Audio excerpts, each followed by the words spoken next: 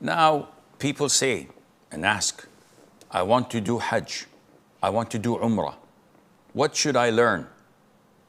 Number one, you have to learn that this ritual is unlike any other ritual.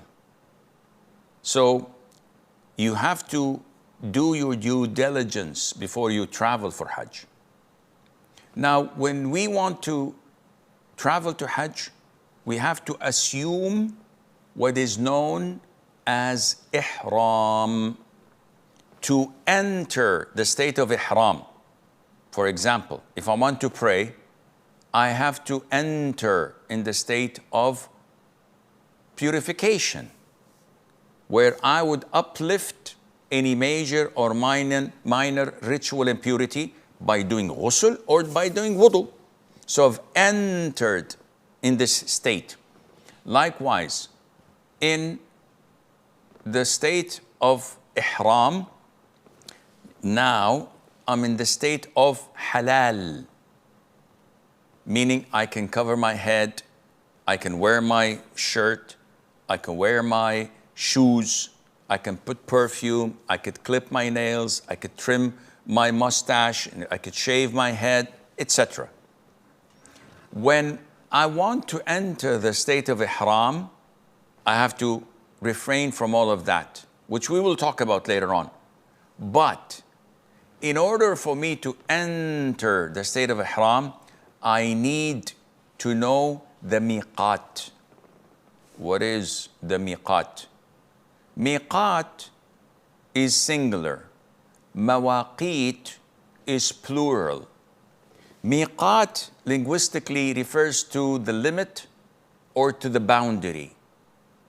And it relates to either time-bound or place-bound.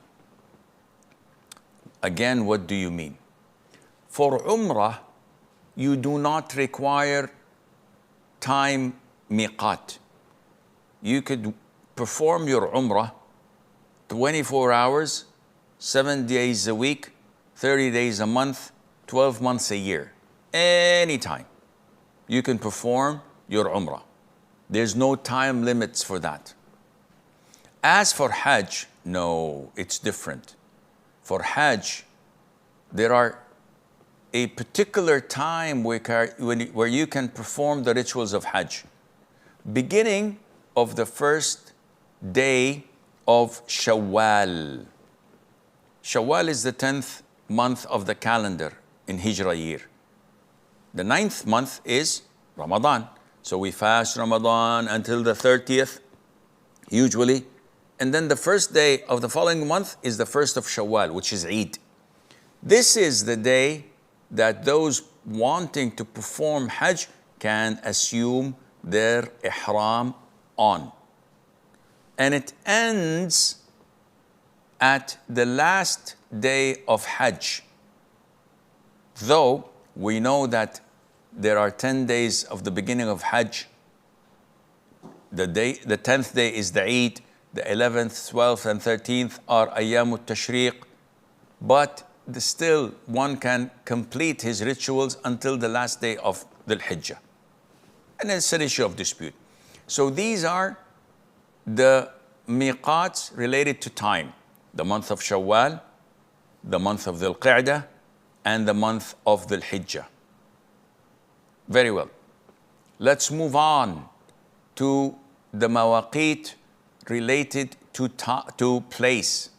So the mawaqit, these are places that a person wanting to assume the state of Ihram must not exceed, must not pass without assuming his Ihram.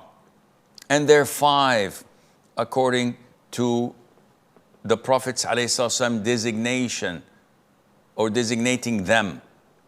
Ibn Abbas, may Allah be pleased with him, said that the Prophet ﷺ defined the miqat of Dhul Hulayfa for the people of Medina.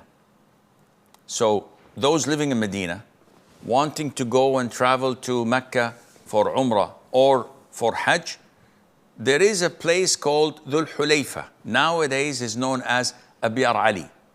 They must not exceed that without assuming the state of Ihram, and then they go on.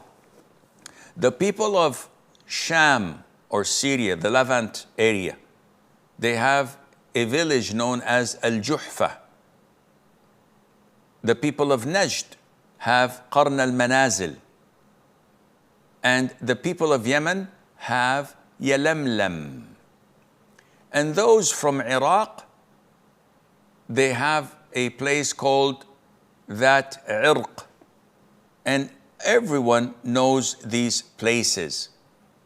So they, when they're coming, it's like a ring surrounding the holy shrines, the sacred shrines. Those coming from the east, those coming from the north, those coming from the south, those coming from the west, etc. Now, the astonishing part is when the Prophet ﷺ named these mawaqit, the Levant area countries, Lebanon, Jordan, Palestine, Syria, and the likes, were not Muslim. They did not accept Islam. It was conquered by the Byzantines. Yet the Prophet ﷺ said, when people come to perform Umrah or Hajj, from that region, they have to assume their Ihram from Al-Juhfa. And this shows you that the Prophet knew ﷺ that the whole area would accept Islam, like Iraq and the likes, and that Muslims would come in their hundreds of thousands and millions to perform Hajj every single year. So these places, designated places, Dhul Hulayfa, it is 420 kilometers away from Mecca, and it's known as Abiyar Ali. Al-Juhfa, it is the Miqat for the people coming from the Levant countries, from Turkey, from Egypt, from Morocco, and the likes. So it is close to a city known as Rabigh, and it's about 186 kilometers away from Mecca. Nowadays, nobody inhabits Al-Juhfa.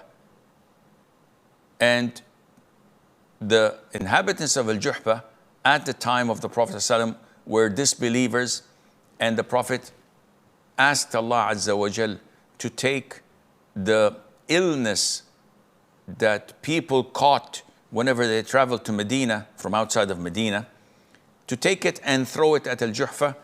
So the people of Al-Juhfa so happened to have perished, and now nobody lives there. So nowadays, people assume their ihram from a city a bit further away from Mecca, known as Rabigh. Number 3, the people of Yemen, coming from the south, have the Miqat of Yalamlam, and it is 120 kilometers away from Mecca. And it is known as As-Sa'diyah today. So people coming from the south, they perform their ihram there.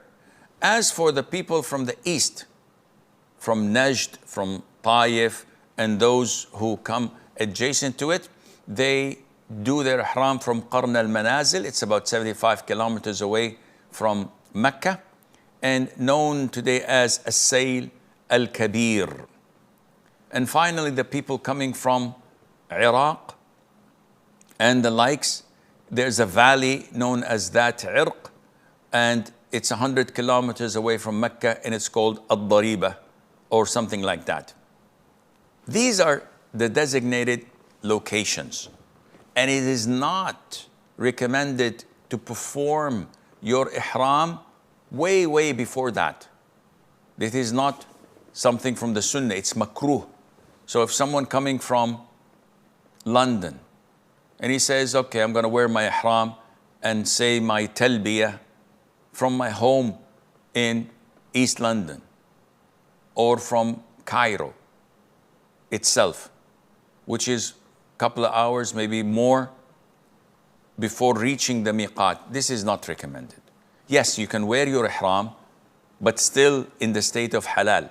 You can clip your fingernails, you can trim your hair, you can wear perfumes, though you look as if you are on your pilgrimage, but you're not yet in the state of ihram intentionally, so there's no problem in doing that. But once you come to the ihram, you have to assume your ihram there a little bit while flying. The captain would announce that we're 1 minute before the ihram zone. This is when you say labbaik Allahumma umrah, or you say labbaik Allahumma hajj, and Allah Azza wa Jal knows best.